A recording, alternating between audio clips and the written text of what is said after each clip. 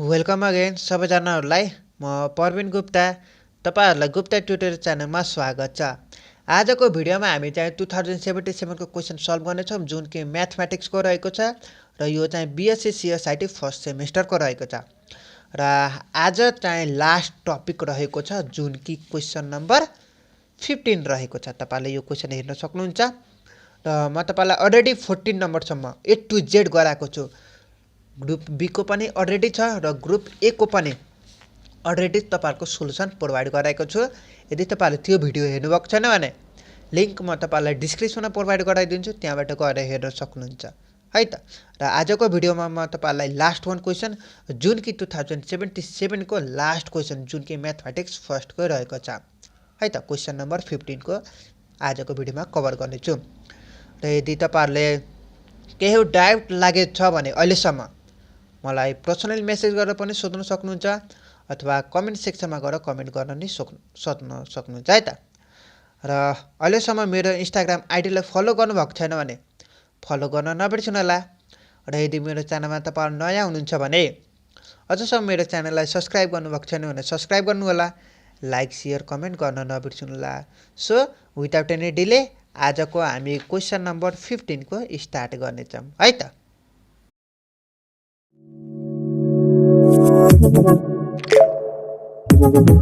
Audio Jungle.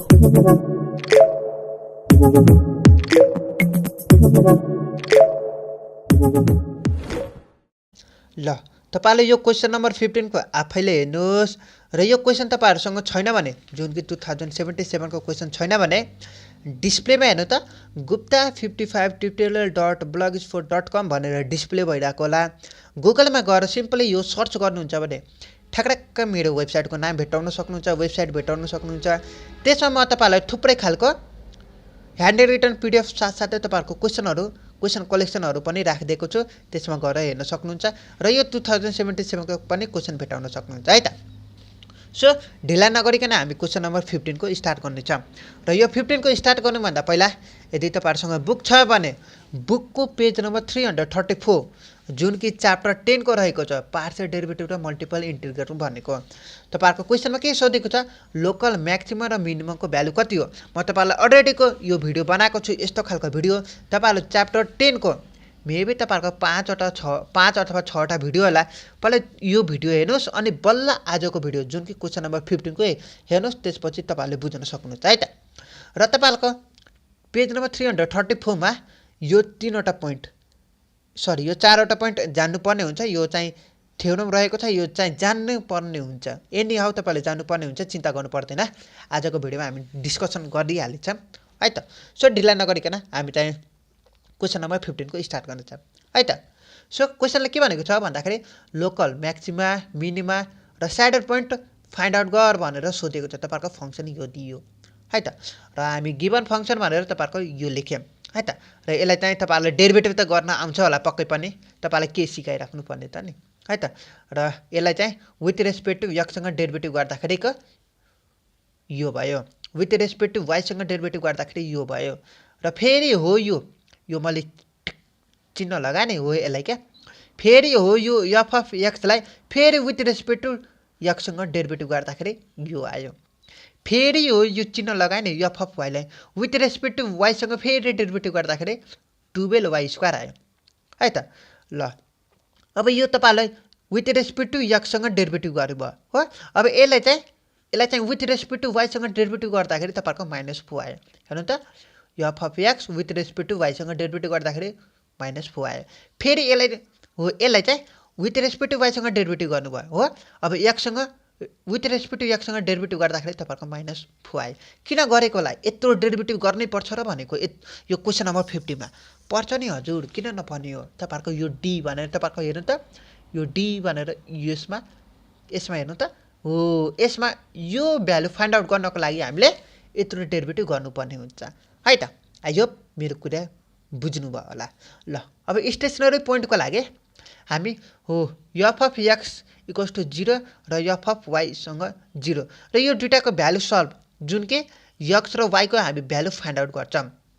है त र यो इक्वेसन आई र यो इक्वेसन सेकेन्ड भयो र यो इक्वेसन फर्स्ट र सेकेन्ड युज गरेर हामी यक्स र वाईको भ्यालु फाइन्ड आउट गर्छौँ र तपाईँहरूको इक्वेसन आई र आईए युज गरेर हामी यक्सको भ्यालु फाइन्ड आउट गऱ्यौँ जुन कि एउटा यक्सको भ्यालु 0 र अर्को यक्सको भ्यालु 1 रहेछ तपाईँले हेर्न सक्नुहुन्छ यहाँबाट है त र यो यक्सको भ्यालु फाइन्ड आउट गरिसकेपछि हामी इक्वेसन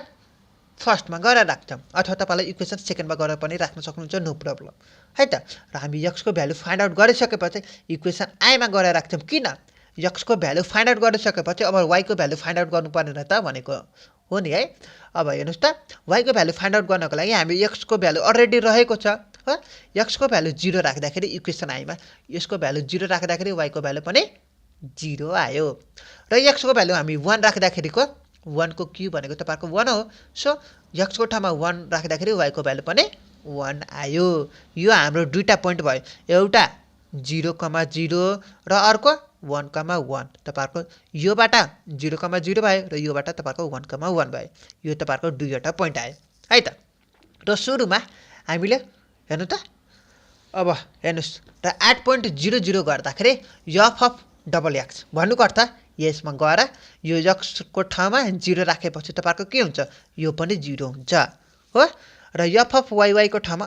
यहाँ वाईको भ्यालु 0 राख्दाखेरिको पनि तपाईँको 0 हुन्छ यसरी 0,0 भयो हो अब हेर्नुहोस् त यो 0,0 भएपछि के गर्नु त भन्दाखेरि अब हेर्नुहोस् यो डी को भ्यालु निकाल्नु पर्ने डीमा के भनेको त डिटर्मिनेन्ट अफ एफ एक्स र एफ अफ एक्स वाई यहाँ चाहिँ एफ अफ वाई एक्स र एफ अफ वाई वाई भनेको छ तपाईँहरूको त्यही लेखेको छु हेर्न सक्नुहुन्छ र एफ अफ एक्सको भ्यालु तपाईँको 0 जुन कि 8.00 को हुँदाको गरेको छु है त चिन्ता गर्नु पर्दैन 1,1 को हुँदाको नै भ्यालु आउँछ अहिले आउँछ चिन्ता गर्नु पर्दैन है त ल हेर्नुहोस् सुरुमा हामीले 0.00 को कुरा गर्छौँ र 0,0 को गर्दाखेरि तपाईँहरूको एफ अफ एक्स र एफ अफ वाई वाई तपाईँहरूको 0,0 आयो हो यो र यो 0,0 आयो तर यो भ्यालु त छ नि त एफ अफ वाई एक्स र एफ अफ एक्स वाई र एफ अफ वाई एक्सको भ्यालु त छ नि तपाईँहरूकोसँग हेर्नुहोस् त तपाईँहरूको डेरिभेटिभ गर्दाखेरि तपाईँहरूको -4 र यो पनि -4 आएको छ हेर्नुहोस् त यसलाई चाहिँ विथ रेस्पेक्ट टु वाईसँग डेरिभेटिभ गर्दाखेरि तपाईँहरूको -4 योसँग विथ रेस्पेक्ट टु एक्ससँग डेरिभेटिभ गर्दाखेरि -4 आएको छ हो -4 र -4 भयो यो दुईटाको भ्यालु तपाईँहरूकोसँग राखिदिनुहोस् र डिटर्मिनेन्टको रुल्स तपाईँलाई थाहा होला यो र यो 0 फर्मुला अनुसार माइनस त्यसपछि -4 इन्टु -4 रहेको छ तपाईँहरूको यो र यो मल्टिप्लाई हुन्छ त्यसपछि माइनस हुन्छ र यो मल्टिप्लाई हुन्छ हो र 0 को 0 भयो यो माइनसको -4 इन्टु -4 +16 हुन्छ सो तपाईँहरूको क्यालकुलेसन गर्दाखेरि -16 आयो अब हेर्नुहोस् यहाँ कुरा यहाँ आयो ल अब हेर्नुहोस् त यदि तपाईँहरूको डिटर्मिनेन्ट 0 भन्दा सानो आयो भने तपाईँहरूको के हुँदो रहेछ स्याडल पोइन्ट आउँदो रहेछ 8.0 a, b रहेको छ a, b भन्नुको अर्थ अहिले चाहिँ तपाईँहरूको पोइन्ट चाहिँ 0,0 भयो हो अब हेर्नुहोस् तपाईँहरूको डिटर्मिनेन्ट नेगेटिभ आयो नेगेटिभ आयो कि आएन आयो नि है हेर्नुहोस् त तपाईँहरूको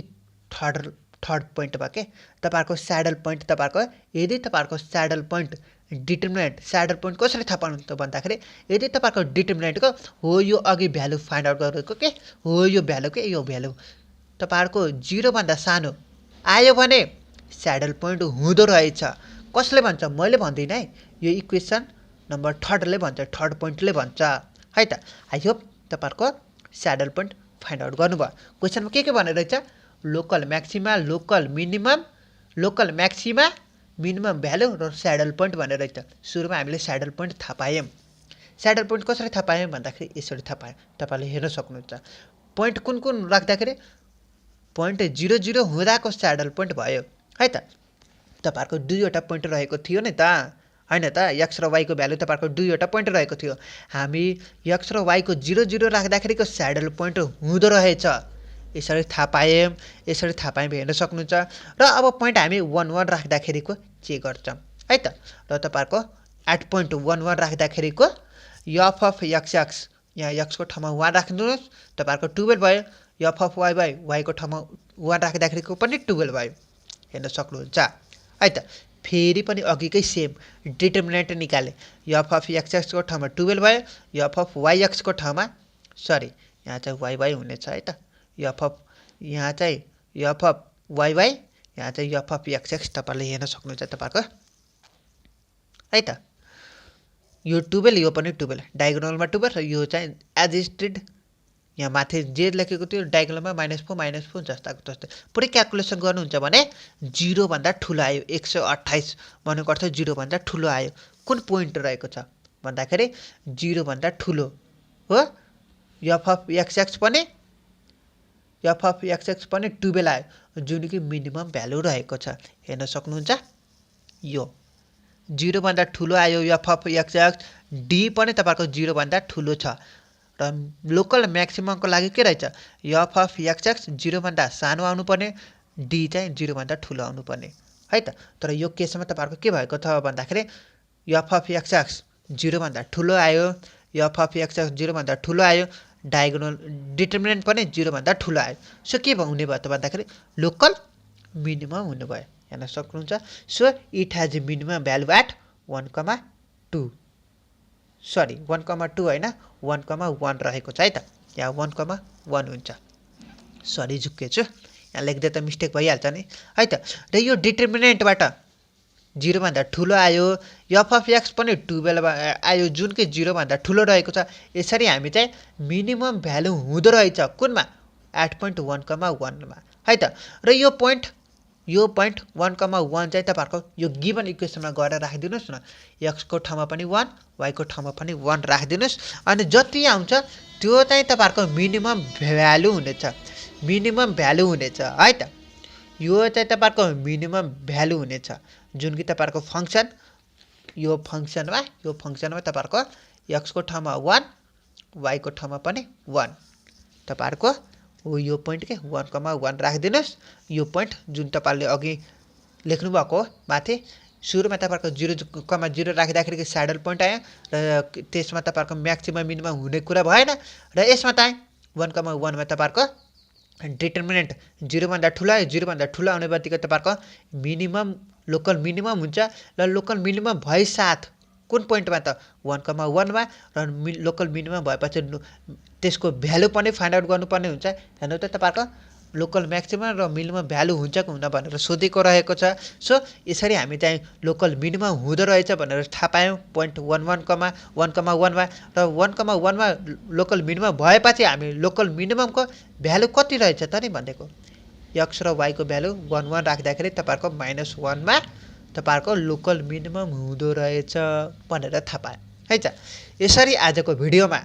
क्वेशन नम्बर 15 को यसरी आजको भिडियो हामी सल्भ गर्ने र यो चाहिँ एकदमै इजी रहेको छ यसमा केही पनि गर्नुपर्ने रहेनछ र यो भिडियो राम्रोसँग हेर्नुहुन्छ भने स्किप नगरिकन तपाईले मज्जाले बुझ्नुहुन्छ र यदि तपाईले स्किप गरेर हेर्नुभयो भने तपाईले फेरि त्यही हो पारा तात्छ दिमाग खराब हुन्छ त्यही हो तपाईले बुझ्नुहुन्न अनि कमेन्ट सेक्सनमा गएर मलाई हैरान पार्नुहुन्छ हैन त्यही हो तपाईहरुको कुरा चिन्ता गर्नु पर्दैन मलाई हैरान पार्ने जेसुकै पार्ने तपाईले बुझे भयो के है त सो आजको भिडियो यति नै हो र